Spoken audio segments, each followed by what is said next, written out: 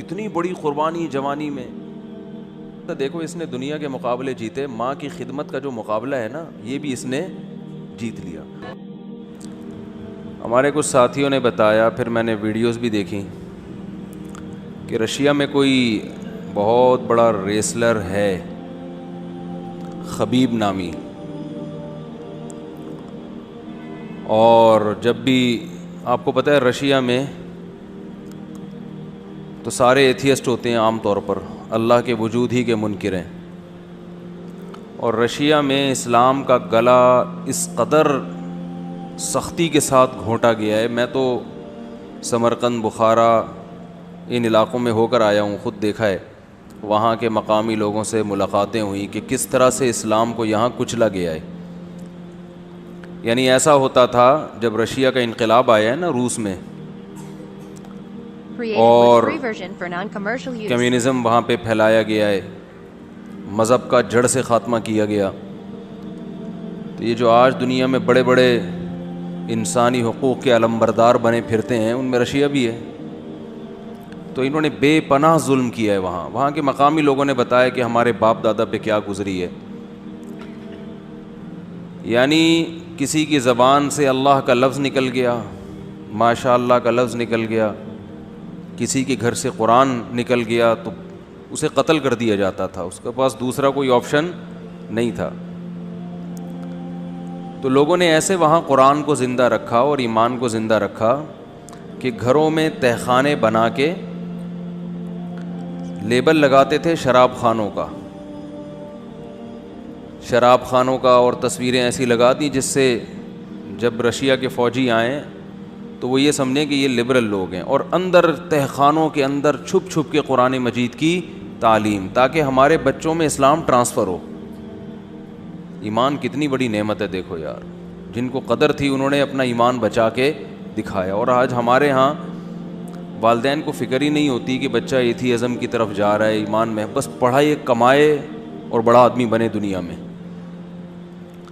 تو میں جب ازبکستان میں تھا وہاں ایک آدمی کی کارگزاری سن کے میں اپنی آنکھوں پہ ضبط نہیں کر سکا. اس نے بتایا کہ میری دادی کا جب انتقال ہوا نا تو وہ کلمہ پڑھتے ہوئے جا رہی تھی اور کہہ رہی تھی, اے اللہ تو گواہ رہنا میں ایمان پر مر رہی ہوں. میں نے اب تک 90 سال کی عمر میں اس کی دادی کا انتقال ہوا, اب تک اپنے ایمان کو میں نے بچا کے رکھا ہے, میں گواہی دے کے جا رہی ہوں, تو بھی گواہ رہنا اس پر, مجھے ان لوگوں میں شمار نہ کرنا. تو کیسے اس نے 90 سال تک اپنے ایمان کو اس ماحول میں بچایا ہوگا, آپ اندازہ لگاؤ کیسے بچایا ہوگا. تو وہاں جو علماء تھے تہخانوں کے اندر چھپ چھپ کے قرآن کی تعلیم, یعنی کوئی بھی اسلامی شعار یا علامت ان کو نظر آتی نا, رشین کو داڑھی تو بہت دور کی چیز, کوئی بھی علامت ماشاء اللہ اللہ اکبر یا اس طرح کا, بچوں سے پوچھتے تھے, انکوائری کرتے تھے تمہارے والدین تمہیں کیا سکھاتے ہیں.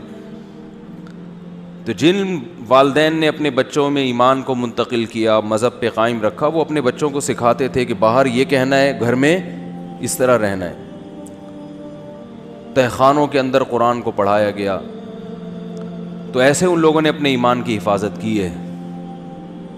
تو رشیا کا جو مشہور ریسلر خبیب, سنتا تھا میں اس کے بارے میں کہ لڑکے بتاتے تھے کہ ریسلنگ سے پہلے الحمدللہ, میں ریسلنگ دیکھتا اس لیے نہیں ہے کہ چڑیاں پہن کے, ظاہر ہے وہ تو سطر میں داخل ہے نا.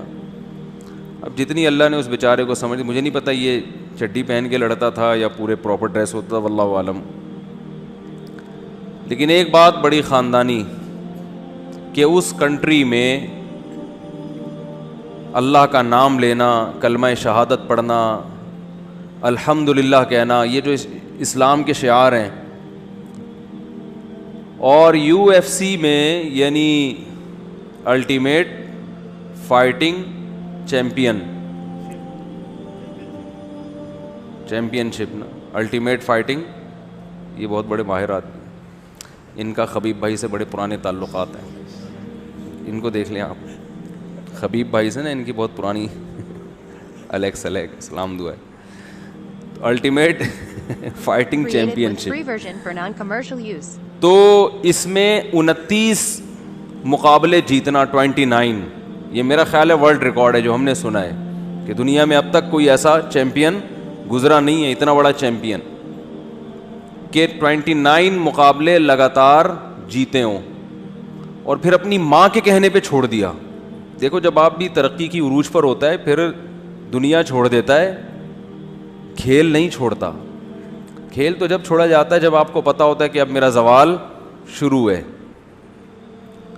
29 میچز جیتنے کے بعد صرف ماں کے کہنے پر چھوڑ دینا, اس لیے کہ ہر میچ میں اس کے والد اس کے ساتھ ہوتے تھے جنہوں نے اس کو یہ سکھایا. تو والد کا انتقال ہو گیا کرونا سے, تو والدہ نے کہا کہ اب باپ کے بغیر تمہیں رنگ میں اترنے کی اجازت نہیں ہے. اس نے اعلان کر دیا میری ماں نے منع کیا ہے. بتاؤ دنیا میں کوئی ایسا ماں کی اطاعت کرنے والا مارکیٹ میں نظر آئے گا آپ کو؟ ہیں, لیکن آپ کو یہ مسلمانوں میں نظر آئیں گے. یہ اسلام کی خوبی ہے. سعودی عرب میں کیس ہوا تھا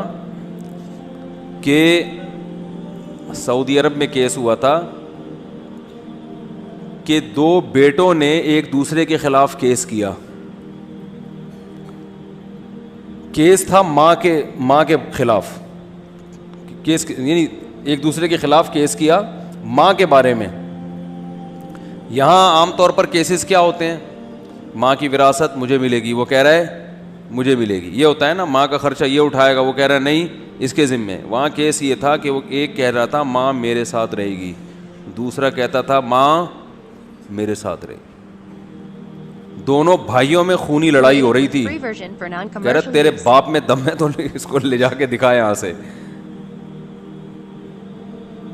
تو جس وقت یہ خبریں نشر ہوئی تھی نا, یہ 20-22 سال پرانا واقعہ ہے. اس وقت بھی میں بیان تو کرتا تھا, اس وقت تو میں نے وہ پورے اس کے حوالے دیے تھے کہ یہ BBC کی نیوز تھی یا کسی اور چینل کی, مجھے یاد نہیں ہے.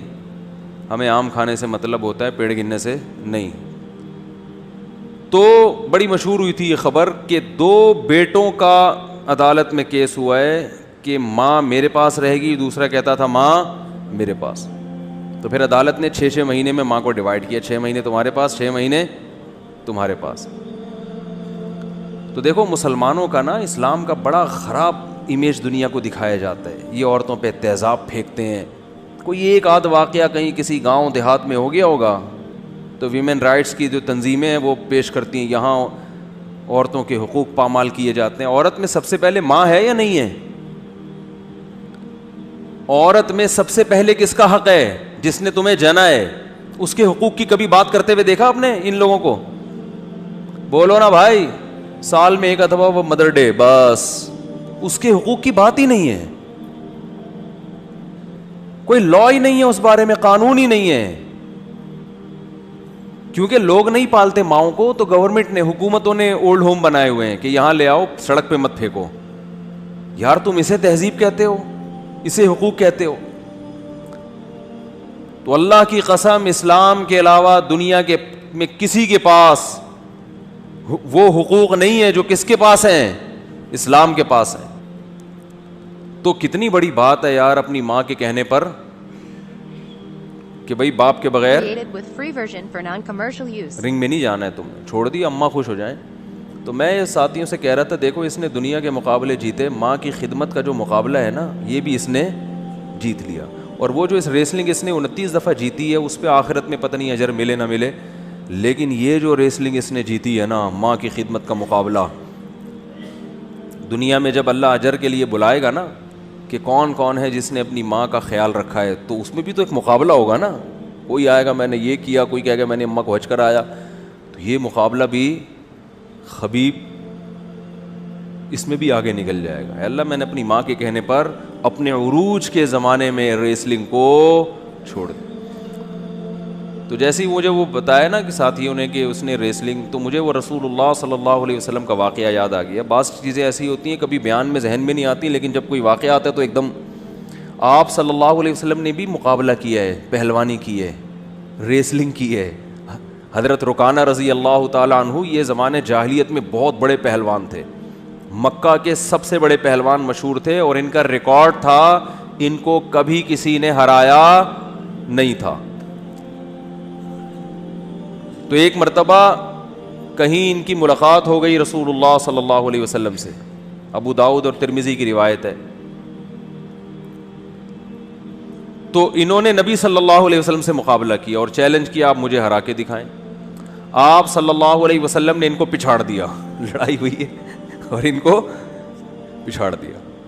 تو جب پہلی دفعہ پچھاڑا نا تو حضرت رکانہ اس وقت تو اسلام نہیں تھے, ان کو بڑا تعجب ہوا. انہوں نے کہا مجھے کسی نے آج تک زمین پہ چت نہیں کیا. تو کہا دوبارہ مقابلہ ہوگا.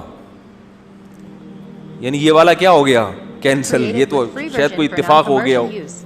دوبارہ آپ صلی اللہ علیہ وسلم نے ان سے کشتی لڑی ہے, دوبارہ ان کو پچھاڑ دیا. انہوں نے کہا یہ والا بھی کینسل, دوبارہ عد یا محمد صلی اللہ علیہ وسلم, میں محمد دوبارہ. اور یہ قریشی تھے, بنو ہاشم کے تھے, نبی صلی اللہ علیہ وسلم سے ان کا نسب بھی ملتا ہے. قریشی ویسے ہی بڑے بہادر ہوا کرتے تھے, بڑے صحت مند ہوتے تھے.